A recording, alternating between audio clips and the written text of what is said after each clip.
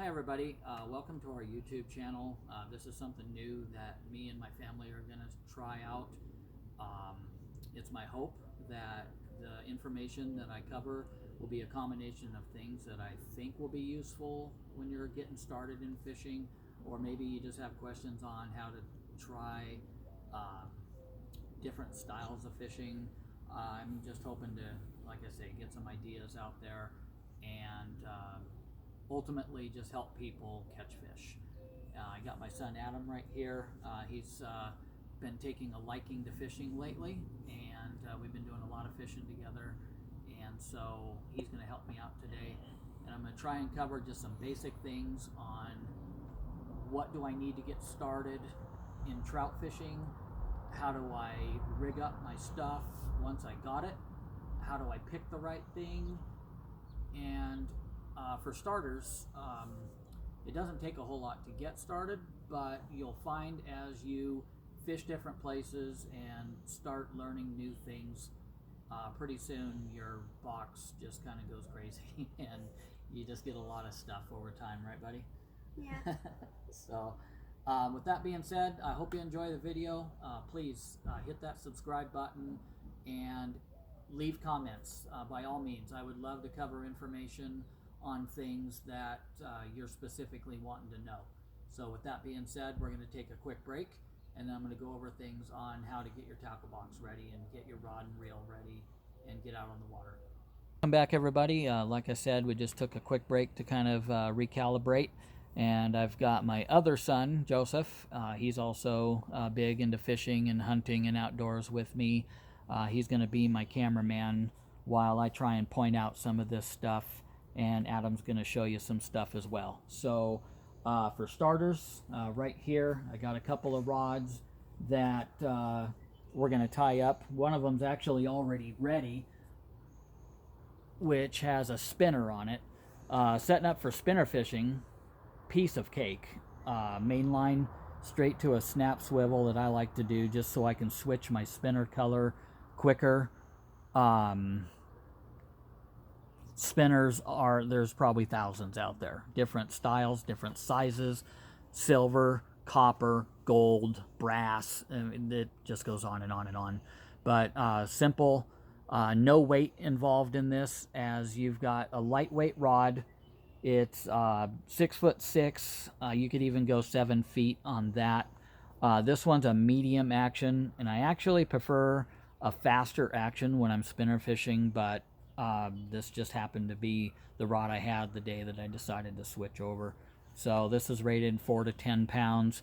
If you're new to fishing and looking for a good rod for casting spinners, I would actually recommend, again, 6'6" or 7 feet and 2 to 6 pounds. It's a lighter rod and a little bit whippier, and it just gives you a real good hook set when you get that bite. The rod that we're going to set up today is actually this one here. It's actually a 4 to 10 pound, I believe.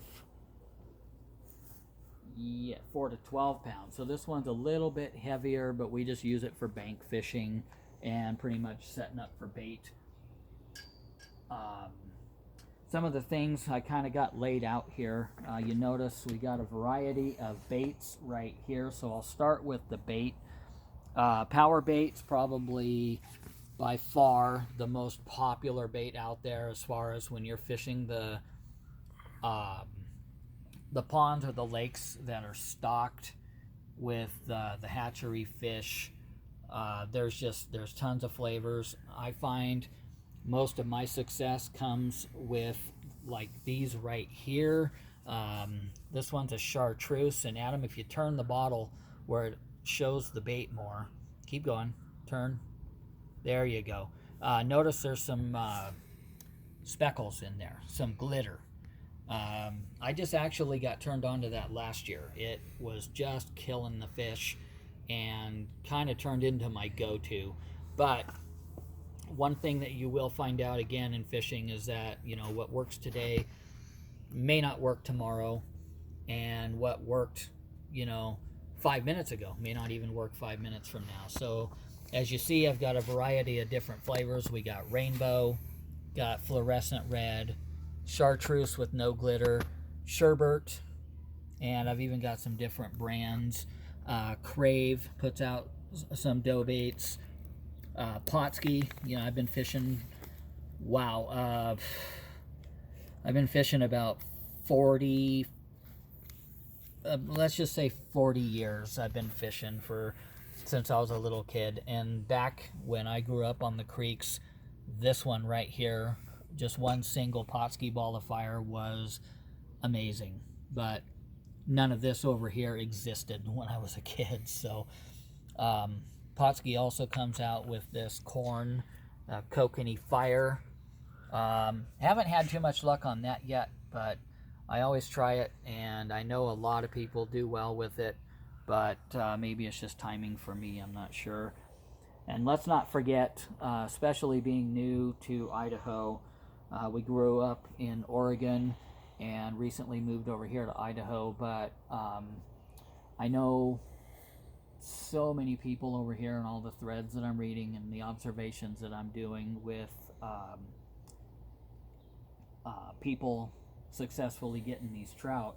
They're using just normal night crawlers. So we're going to be doing some night crawling tonight in preparation for our trip tomorrow, and probably going to check out a couple of places tomorrow and just see how we do. But this is kind of a learning experience for us as well. So moving on, some of the go-tos, you'll notice that in this picture and in this video, you don't have to have all of this stuff to succeed. So I'm going to kind of point out the basics. We got some bobbers here, got a stringer right here, a couple of them that we've picked up, and you know, you got to be able to transport your fish. Got your hooks, and for trout fishing I go from a size 6 and all the way down to like a size 10. It just kind of depends on how big the fish are and what you're targeting and how you're targeting them. You really can't go wrong with a variety of anything, but you got to have hooks. Swivels, there's a couple of different kinds. There's this little guy right here, which is just a barrel swivel, and I use these for when I tie up my own hooks because I like to have longer leader. But the snap swivel here, which is probably the most popular for trout fishing, looks like that. And this end right here actually opens up so you can put your pre-tied hooks into there and be fishing. Got a pair of pliers, pair of scissors, and then moving over here, I got a variety of weights, different kinds. I've got split shots here across the top, and then I got these barrel weights like this. You actually will slide up and down the line, and kind of a cool advantage with the barrel swivel, or shoot, I keep going to that swivel. One of the advantages that I like about the barrel weight, it's a lot easier to pick up the bite. If the fish aren't hammering your bait and they're just pecking at it, that barrel weight takes, however heavy that weight is, you can take that out of the equation, and it's just the line sliding back and forth through that barrel, sitting on the bottom, and your line just slides back and forth. And when the fish picks up your bait, you see that line move from the water up to your pole, and you'll see your pole just kind of start dropping, or it'll finally come down. Without further ado, let's get this thing tied up and show you guys how to get started. So I've got my line through the reel, through the eyes, and I'm actually going to have Adam hold the rod for me just over here. You hold that, and then I'm going to kind of get to the end of my line here. And I think what I want to do today, just for the simplicity, I've actually got a hook pre-tied, but I want to show everybody how to use just the snap swivel, because again, it's the most popular and it's probably just the easiest elementary way. So thread this right through here like so. I'm going to do just a basic fisherman's knot, and as some may or may not know how to do fisherman's knots, I'm going to do another video on how to tie it, but I'm not necessarily focused on showing you right now because this mono filament line, it's hard to see anyway, and just trying to explain something that you can't really see, it's ineffective for me. So get this tied up here real quick like that.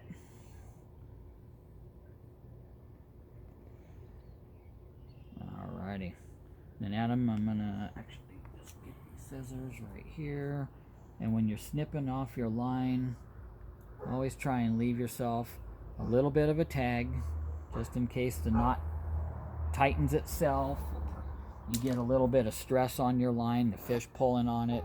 You don't want that knot coming undone. Next thing is our hook. I'm going to go ahead and just use a number 6 hook. Some of the trout that I've been seeing lately have been a little bit bigger, so we're going to go with a little bit bigger hook, and it'll give me an excuse to throw this away finally. So I'm just going to toss that over there. Okay. And this, like I was saying earlier, just opens up like that. So notice how that just opens up like that. And these pre-tied hooks come with a loop, so you just feed it through. I like to pull on it just a little bit and kind of put that crease in there, snap it back in, and right now we could actually, if you had a night crawler on here, you could, in some situations, you could cast this out right now and catch fish. So we're almost ready to go. I'm going to go with the split shot over here, just because, again, I want to show you how easy it is to just be out on the water. So get this guy just like that, and they make this one happens to be like this, where you can reopen it by squeezing right here, or you can just go with a standard split shot that looks just like that. There's no tail on it, it's just an open split, and it's kind of a one and done. You can reuse these, but it's more not really a pain, but kind of it's kind of a more designed for a one and done. So I'm going to toss that back in there. Okay, so I like to put that just like that, and get our line back up here. So from the hook on a split shot, I like to have about a couple feet at least. So right about where my pinky is down here. Gonna go right about here, which is just a couple of feet, and then you just simply clamp it on just like that. So I'm gonna go like that. So again, I'll have Joseph follow the line here for me.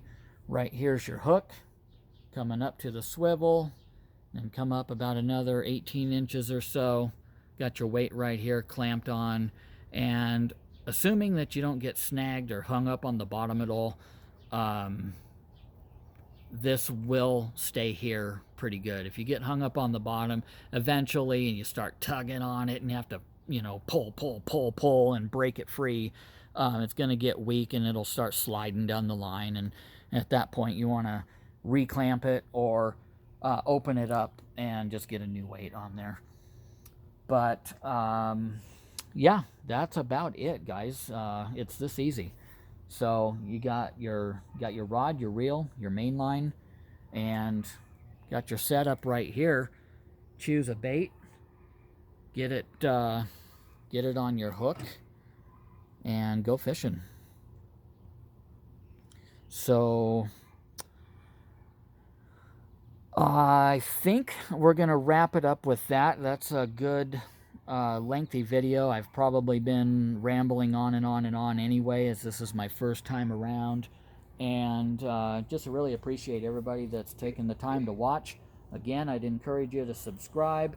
Feel free to leave comments and tell me what you want to see. Tell me what you want to learn, and we'll get it posted. So I'm going to post, just stay tuned to my channel also, our channel. Like I said, I'm going to be posting videos on knot tying. I use just a couple of basic fishing knots, and you know, we're going to teach how to tie up hooks. I like tying up my own hooks because then I can dictate my leader length and just different scenarios.